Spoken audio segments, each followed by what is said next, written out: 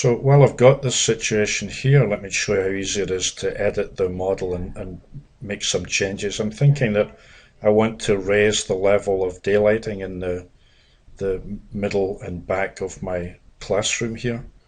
So just to check out how I could do this, if I turn on the display of the masses again, so I'm using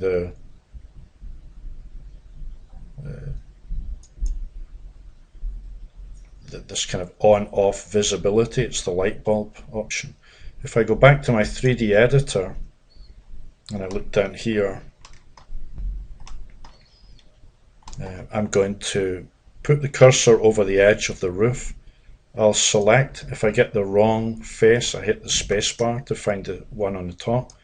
I'll select that. What I'll do is I'll go on to the tools up here and say add a window, and really what I'm doing is I'm going to draw a skylight somewhere on my roof up here. And, I'll just keep it fairly straightforward. Okay, and escape to get out. Now, while I'm right there, let me do the analysis again. So I'm going to go back to my analyze grid.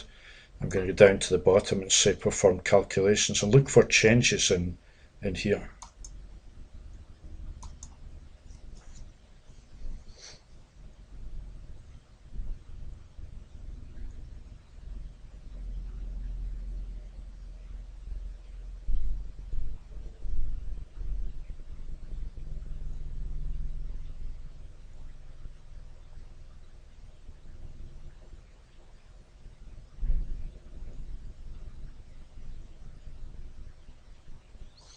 Okay, so can you see that the area of the higher level of foot candles has been extended over here?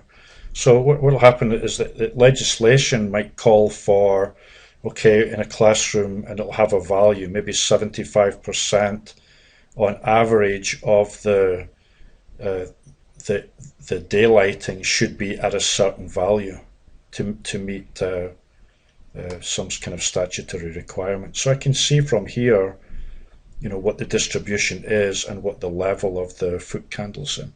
I'm just thinking that if I go up here as well and say, in addition, so I showed the daylight factor, how much sky is visible from the points on the grid, but there's also internal reflected light, and that's about that's all I really want to show is daylight factor and daylight level.